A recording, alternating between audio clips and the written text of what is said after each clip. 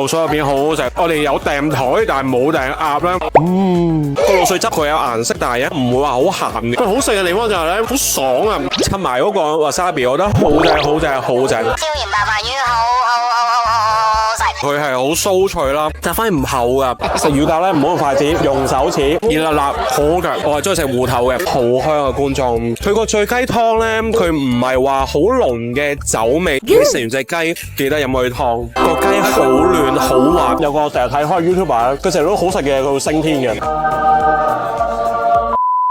Hello， 大家好，歡迎大家收睇係 Will TV。事緣咧，我上2-3個星期咧喺油麻地呢一度咧就食咗一間潮州菜啦，堪稱全港我自己嚟講啦係香港嘅 Top 3嘅潮州菜。咁我覺得咧今次正統啲，再嚟探店，同埋咧會拍片嘅，我哋覺得係需要拍片去介紹俾你嘅。咁而家喺 C 出口啦，咁我哋即刻出發 ，Let's go。餐廳個名就叫做紅菱飯店，喺油麻地 C 出口文明里嗰度咧，上咗去地面行文明里嘅方向，跟住見到亞打街同埋砵蘭街，喺砵蘭街轉右咧，行大概10零20秒就到噶啦。多謝晒每一位觀眾啊，已經過咗6000訂閱啦，記得訂閱、留言、讚好，響埋個鐘仔，有新片出會通知你噶，多謝支持。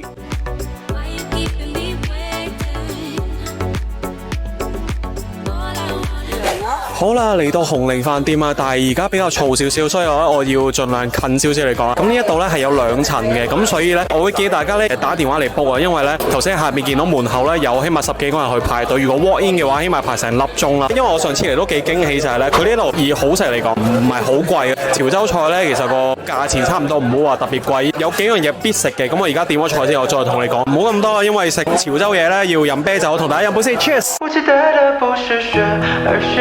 咁嚟到咧係必食嘅鹵水鵝片，我好推薦咧大家食鹵水鵝片咧加呢一個嘅辣椒嚟啦。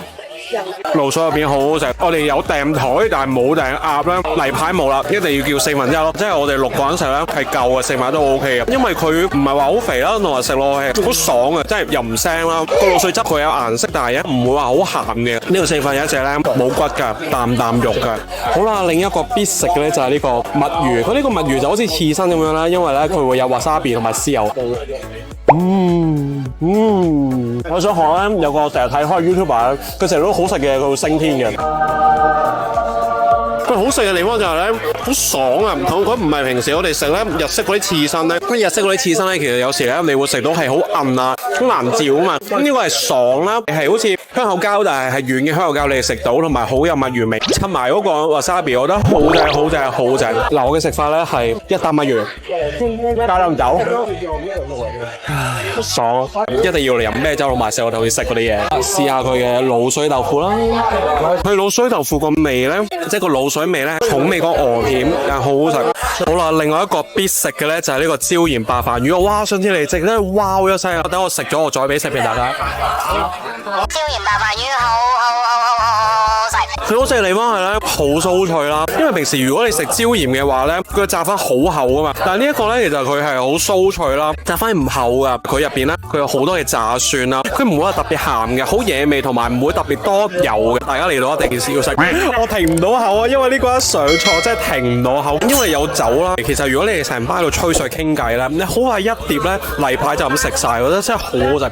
而家食呢個係椒鹽嘅豆腐啦。嗱，呢個椒鹽豆腐咧，其實睇個色水咧，佢唔會炸到特別燶嘅。椒鹽豆腐普通啲，因為咧啱啱食完一個好驚豔嘅椒鹽白飯魚啦。嗰椒鹽豆腐唔係唔好食，但係咧我就覺得如果喺個脆度上面咧，個椒鹽白飯魚個脆度咧係比個椒鹽豆腐更加脆。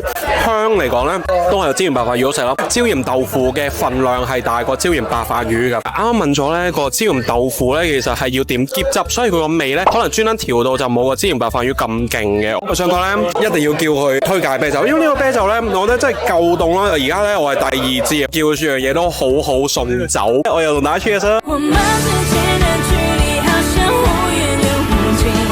咁而家食乳鴿啦，食乳鴿咧唔好用筷子，用手指。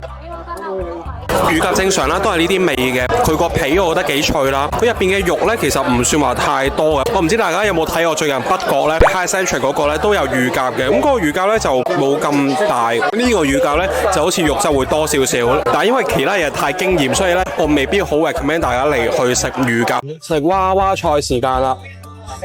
娃娃菜咧，佢自帶有少少鹹味，有啲雞湯，有啲上湯味嘅，同埋佢係好多嘅蒜味，都幾清嘅，好食嘅。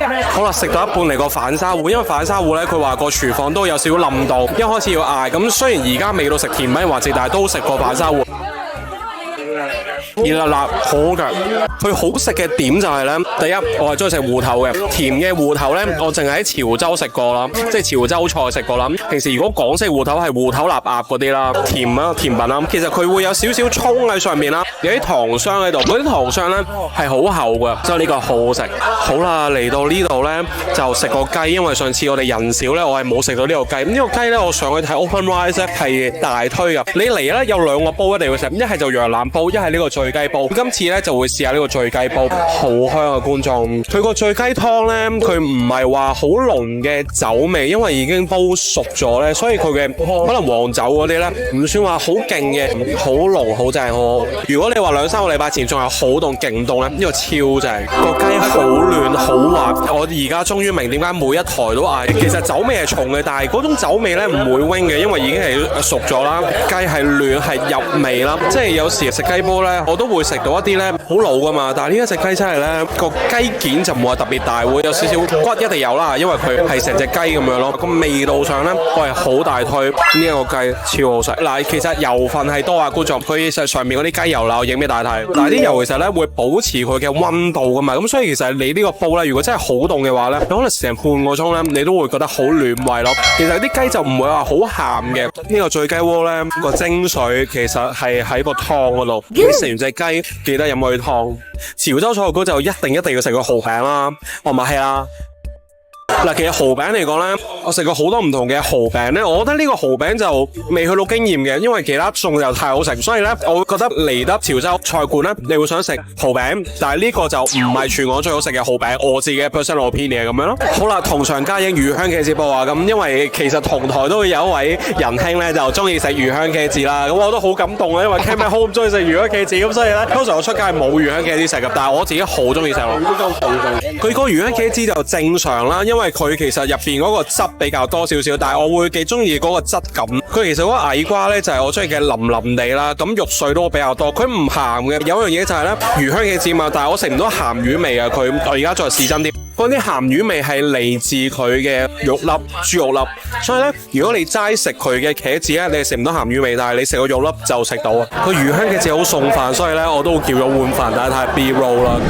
好啦，因為呢個真係太嘈我啦，嗱，快做 wrap out先。嗱，今次係我第二次嚟到探店啦，第一次我冇拍片，第二次咧我真係把聲話你拍片去分享俾大家。大家嚟呢度咧，一定咧你要 book 位。如果你唔 book 位咧，你就喺下邊 walk in 咧。我見下邊已經排晒隊，呢度喺區內係出名嘅。咁我想講咧，呢度嘅 staff 係足夠嘅。我會覺得大家一定要嚟食就係佢嘅椒鹽白飯魚啦、醉雞啦、反沙芋一定要嚟食啦、滷水鵝片一定要嚟食啦，同埋飲佢嘅啤酒真係好夠道，我覺得好正。咁呢度咧其實上菜都比較快啲，咁同埋個反沙芋咧比較想像中快，因為佢可能話廚房要耐少少去製作啦，咁食下其實都嚟嘅。我會覺得蠔餅遜色少少之外咧，其他都好食。咁今日講咗咁多先啦，如果大家食過啲咩正嘅潮州嘢，記得下面同我講啊，記得 CLS comment like share subscribe，follow 埋我嘅 Facebook、IG 睇埋我嘅生活日常啦。我每個星期五都會出片啊，咁我哋下個禮拜再見啦，拜拜。